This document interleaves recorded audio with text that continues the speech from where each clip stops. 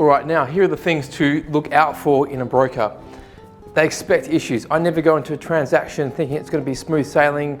I'm just waiting for some shit to go wrong. Ask the tough questions early, very, very important. Okay, so we have a proper, full interview process.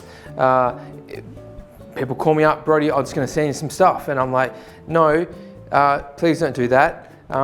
We're going to have a talk for about 20 minutes and I want to ask you 20 questions and find out every little bit about you and all the nitty gritty and all the skeletons under the closet and all the dirt that you've been sweeping under the rug so that I know what I'm about to get myself into. I explain the trade-offs, right? So I'm always like, okay, so we can go over here and this is option A and this is what it's going to look like, or we can go option B and this is what it's going to look like, but this is what you might have to do in the future to make this decision work out for you long term, okay? So always explaining what's going to happen and what the outcomes are going to be as a result of making one decision versus another. I have experience with all of my recommendations. So here is the thing that nobody talks about is that the lender that we ultimately recommend, I mean, we're going to give you 3, 4, 5 different lenders that we would say these suit your needs and requirements. And I'm going to suggest that you go with 1 or 2 of those recommendations, usually because the experience that you have as the borrower, with me, it ends once you've been handed over to that lender. So I need to make sure that we're recommending a lender that is going to, as best as a bank can, look after you.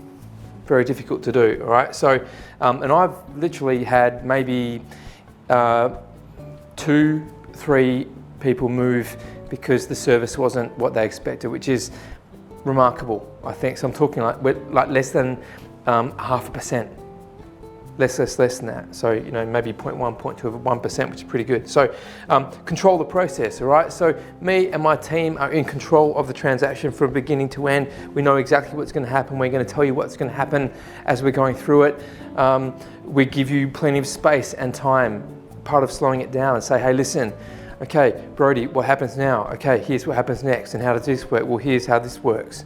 Okay, so we take the time to explain the process and how things are going to work out for you calmly, steadily, patiently, and clearly, and understandably.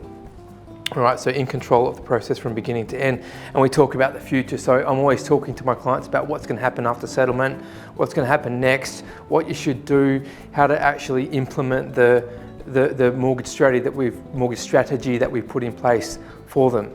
So they're probably the most important things to look out for in a broker before you choose one.